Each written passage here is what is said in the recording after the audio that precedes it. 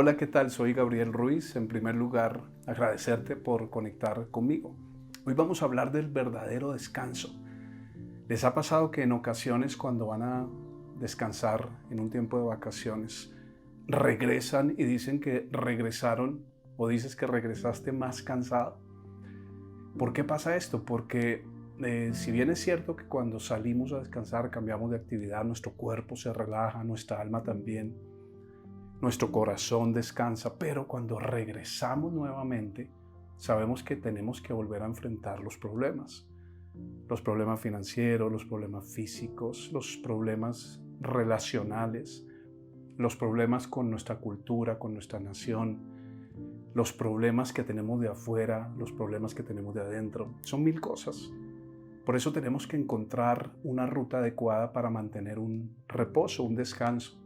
Todos los seres humanos batallamos con esto, con cosas que invaden nuestra mente, con mentiras también que vienen a nuestra mente, con cosas que tienden a desanimar más que animar. Pero tenemos unos consejos especiales en el libro de Hebreos, capítulo 2, el verso 7. Dice, por eso el Espíritu Santo dice, es palabra de Dios. Es el Espíritu Santo queriendo motivarnos, ayudarnos a que dependamos de Él, a que confiemos en Él. Cuando oigan hoy su voz, la Biblia dice que hoy es el día aceptable, hoy es el día perfecto.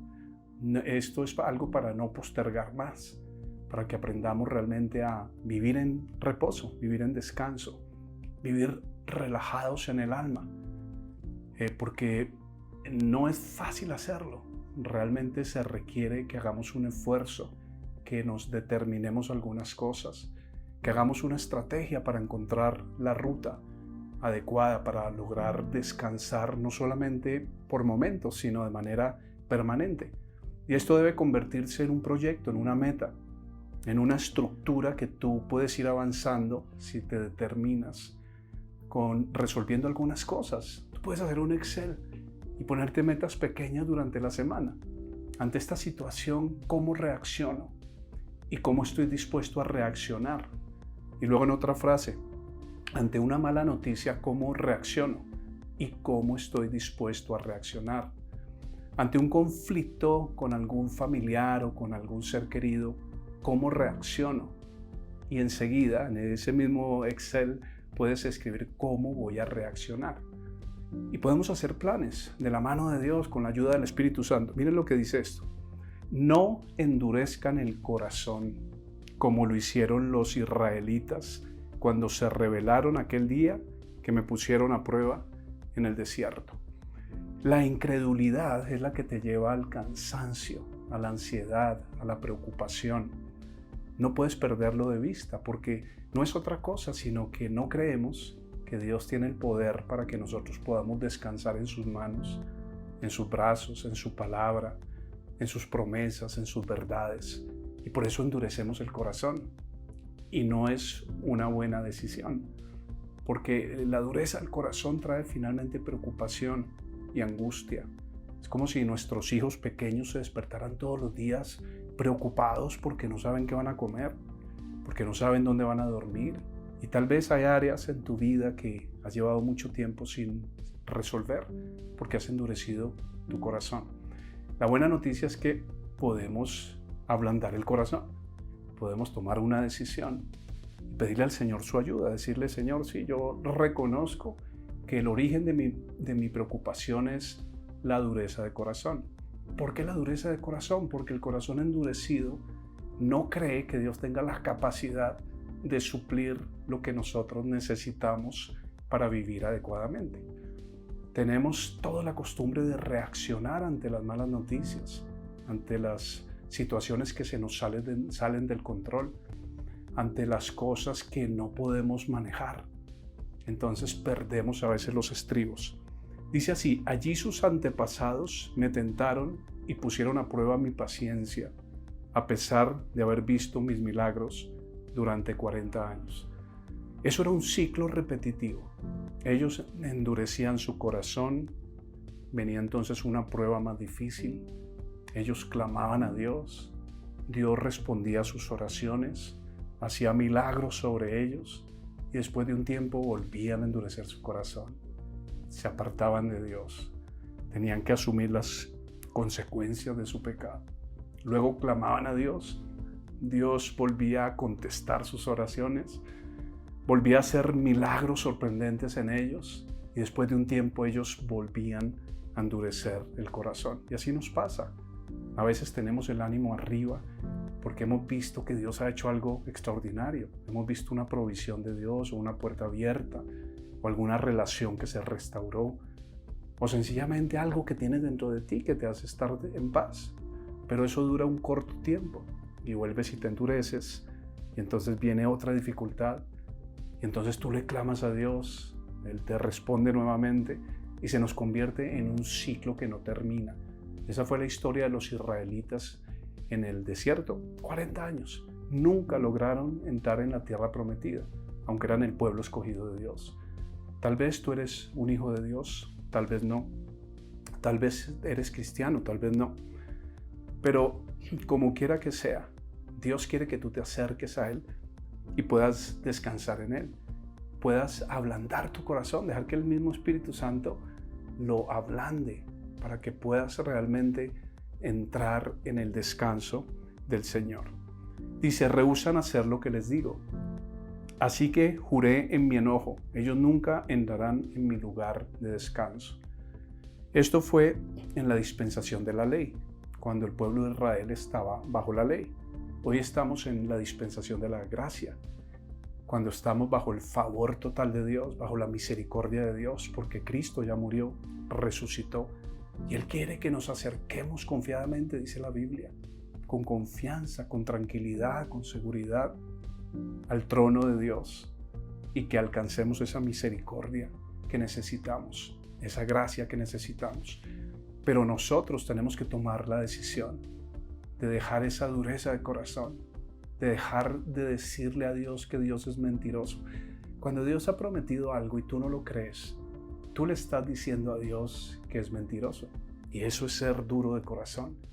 Nosotros tenemos más bien que decir y repetir lo que Dios ha dicho. Mi paz os dejo, mi paz os doy, dice el Señor. De mi interior correrán ríos de agua viva, dice el Señor. El que tenga sed, venga a mí y beba, dice el Señor. Tenemos tantas promesas. El Señor dijo en uno de los salmos, lámpara es a mis pies tu palabra y lumbrera a mi camino. La palabra de Dios ilumina nuestro camino. La palabra de Dios nos orienta, nos restaura, pero no es suficiente leerla, no es suficiente memorizarla, conocerla. Es más, no tenemos que conocer mucho de Biblia. Un pasaje cada día, un versículo cada día, que tú puedas aplicarlo y decir, voy a tomarme el tiempo para aplicar esta parte de la Biblia, voy a vivirla, voy a creerle a Dios. ¿Por qué todo el tiempo estamos pensando que Dios es mentiroso? Dice la Biblia que Él no es hombre para que mienta, ni es hijo de hombre para que se arrepienta, como nosotros los humanos, que mentimos a veces, que decimos una cosa y a veces cambiamos la manera de pensar, pero no Dios. Por lo tanto, amados hermanos, dice el escritor de Hebreos, cuidado. Asegúrense de que ninguno de ustedes tenga un corazón maligno e incrédulo. Fíjense ustedes, la incredulidad es una maldad, es una dureza. Tal vez tú has aprendido a convivir con la incredulidad, pero es el peor pecado que puede haber. Otros pecados Dios los restaura, los sana, pero el peor pecado es el pecado de la incredulidad. Y hay otro pecado que también podemos compararlo con este, y es la altivez, el orgullo, que es el pecado en el que cayó el enemigo de nuestras almas cuando era Luzbel. Su altivez y su incredulidad de pensar que Dios tenía lo mejor para él, lo hicieron caer de su estado en el que estaba. Valga la redundancia. Dice, asegúrense que ninguno de ustedes tenga un corazón maligno e incrédulo que los aleje del Dios vivo. La incredulidad te aleja de Dios. El no creerle a Dios es un doble problema, porque uno, no tiene las promesas de Dios, no las puedes ver, no se pueden ejecutar en tu vida. Y dos, te apartas de Dios. Entonces es una muy mala inversión. No creerle a Dios es una mala inversión. Actuar contrario a la palabra de Dios es una mala inversión, porque es una mentira. Los que estamos equivocados somos nosotros. Eso es lo que tenemos que resolver. Y más bien acercarnos con esa confianza al Señor y decirle: Señor, tú siempre tienes la razón. Él nunca está equivocado. Por eso Él nos da unas instrucciones para que las sigamos, para que creamos en Él. Y con toda seguridad Él no va a permitir que tú quedes avergonzado.